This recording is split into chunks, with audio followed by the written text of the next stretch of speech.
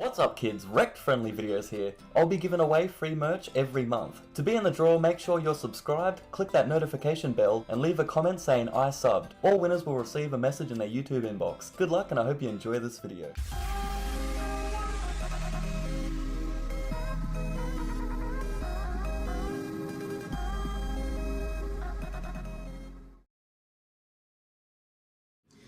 Calling yourself a feminist is by far the safest option, both in the public and private realms. You won't be questioned on it, and if you're antagonized, the noisy left will leap to your defense. Feminism is the official doctrine of acceptable thought, and there is no longer anything original, interesting, or controversial about adopting its principles. As such, it is now conservative women who are rocking the boat in terms of what a woman should and shouldn't think, do, or say, which is the very, very worst possible thing that could have happened to feminism. Staging slut walks and screeching "fight the patriarchy" is now about as edgy and countercultural as pink fairy floss. If you're a woman and you really want to freak people out, broadcast publicly that you think society could benefit from a return to traditional gender roles.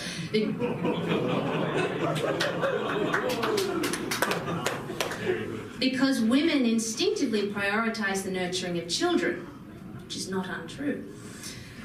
Or that fat-positive Instagram bloggers are appallingly irresponsible and should have their accounts suspended as a danger to public health. Or even, and this is horribly controversial even for me, in order for long-term happiness, women should focus primarily on securing a man before they're 30 rather than climbing the career ladder, because a woman's sexual market value deteriorates with her fertility.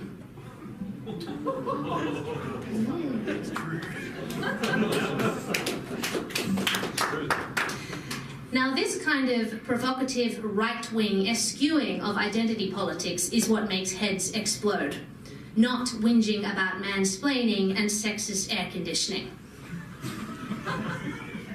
That's a thing. You should YouTube that. There it was. There I was thinking it was just me that had a problem, but it turns out it's the air conditioning that's sexist.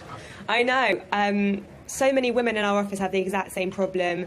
You know, we just sit there absolutely freezing at our desks trying to type. You can probably tell I've got a cold right now, which I blame all on the AC. And so it's just so actually quite nice to see this research. It's just such a relief to know that there's actually proof that this is happening, that women, you know, do feel the cold more than men, and that the AC in offices is normally regulated more for a male's temperature than a woman's. Now, deep down, feminist leaders know this. They'd have to. Women in the Western world have, by law, every opportunity available to men. We benefit from a cultural disdain for and a court system that punishes rape, sexual harassment, wage disparity, gender discrimination, and other atrocities. However, we have been unable to enjoy it because a bunch of self-absorbed middle-class malcontents are running around telling us how terrible we should think our lives are. It's very irritating. Feminists have quite literally run out of things to complain about, which, in the fight for women's equality, would seem a good thing, you would have thought. But rather than celebrating victory and reaping the rewards, feminists keep inventing new things to whine about.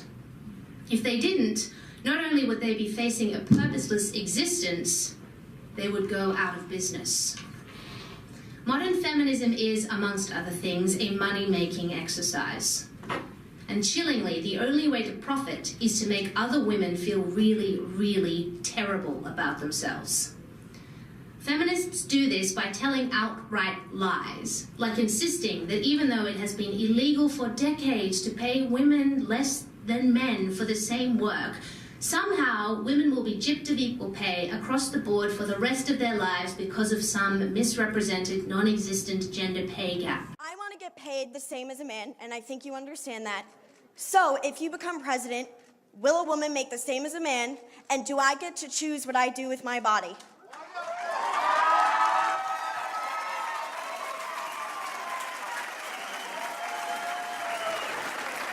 You're going to make the same if you do as good a job. When you try your best, but you don't succeed. Now, this generates a sense of hopelessness and causes women to flock to feminist chiefs as seemingly their only source of comfort. Now, the two most effective means of achieving this are by promoting the concept of victimhood while uniting women against a common enemy, the straight white man. This absolves women of any responsibility for anything wrong with their lives and strangles them with the mantle of mediocrity. They end up trapped in a sort of banal limbo with only one apparent option for salvation: feminism.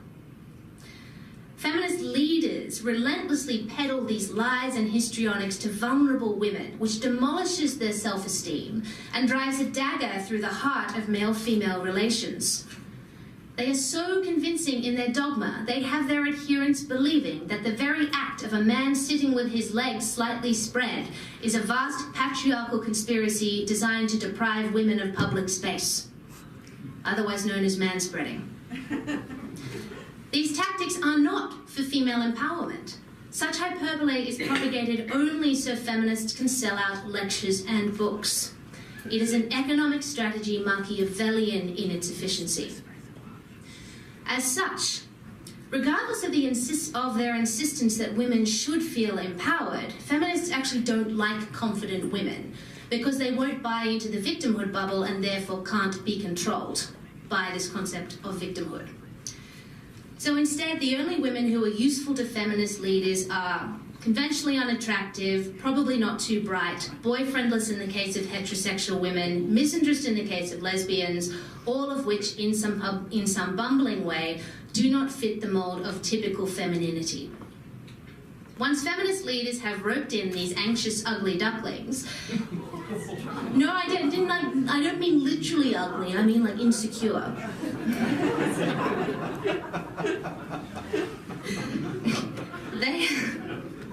They are assigned a place on what I like to call the victimology scale, which is usually based on skin colour. So the darker their complexion, the higher they rank, and the more victim points they score.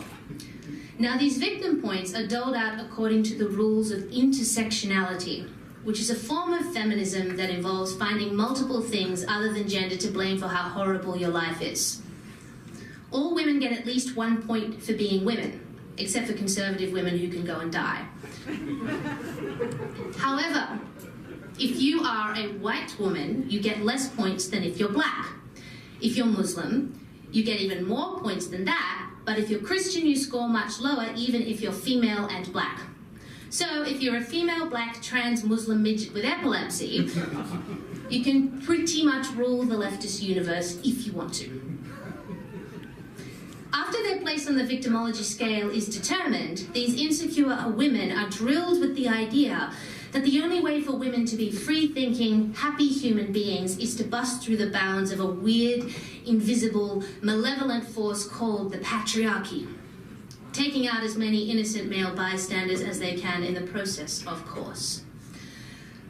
When you lay out third-wave feminism like this, it all sounds a bit ridiculous. To be drawn into that sinkhole is to be a very foolish human being. It's no wonder then that this cesspool of self-deprecation and rampant unhappiness doesn't appeal to confident, self-satisfied women who are happy to stand on their own 2 feet. And as such, confident women, therefore, tend to gravitate towards libertarianism and conservatism. This is because, aside from the fact that according to a 2014 study in the Journal of Public Economics, we tend to be hotter than left-wing women. This is true. You can actually Google that. It's very interesting. We find the responsibility that comes with liberty to be very appealing. Our modus operandi is centered on individualism, not collectivism. And unlike collectivism's promise of having the pack to fall back on when things get tough, the isolation of individualism involves a certain degree of risk, which allows libertarian and conservative-minded women to thrive. We won't allow ourselves to be controlled by the mob, which renders us not only useless to feminists, but a grave danger that must be eradicated. So, how do you as a right-wing woman deal with the sheer onslaught of vitriol that comes from the feminist left whenever you tentatively raise your hand to speak? The approach from conservatives over the last couple of decades has been to smile politely, comply with the speech codes of the left to placate them lest they throw a characteristic tantrum, and blindly trust that eventually they'll come around because common sense will triumph. Needless to say, this hasn't worked.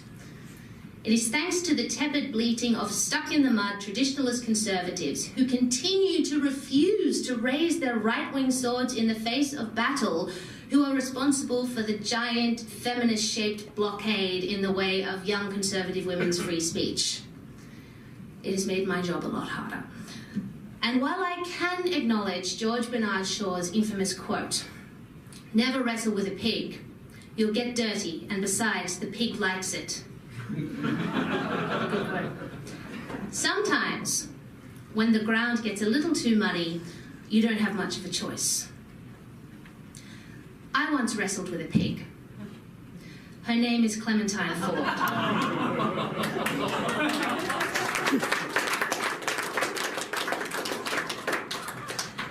Clementine picked a fight with me. On February 6th of this year, during my debut on Q&A, which was my first ever live panel television experience. Now, that's called being thrown in the deep end, but it was a lot of fun. She fanned the flames of this fight through what can ironically only be described as a campaign of online misogyny. Throughout the program, she tweeted, it always happens on Twitter, she tweeted some very choice things about me, like, did Daisy Cousins win a competition to get on Q&A? She does have very nice hair, 1 point for her hair. Why are both the women on the panel right-wing? Which is very telling. Do you think Daisy Cousins has ever met an Arab? To which I thought, well, I've met enough of them to know not to call them Arabs. And so on. She had no idea who I was at the time, or where I'd come from, or even what my views on feminism were. It was enough for her to know that I was younger than her, with better skin, and right-wing. I was automatically the enemy which needed to be crushed. Over the next 2 months, the online commentary got worse and worse. Clementine, egged on by her nearly 100,000 or so followers on Twitter, would do things like Google stalk me to find anything she thought might embarrass me, twist it, and tweet it. Funnily enough, she never tweeted me directly. It was always about me, never to me. So I had my Twitter spies keep track of what she was saying. They informed me that she was, and probably still is, next level obsessed with me, for no other reason than I refused to toe the party line. I'm actually not that interesting. Like, I'm not. I don't say or think anything that millions of people around the world don't say or agree with. It's just the identity politics of it that confused her. She would also do things like tweet my most risque women's lifestyle articles, and I've written a few, for her followers to denigrate with flagrantly inflammatory comments. I find it a little ironic that a feminist would deliberately railroad a women's magazine, but that's what they do.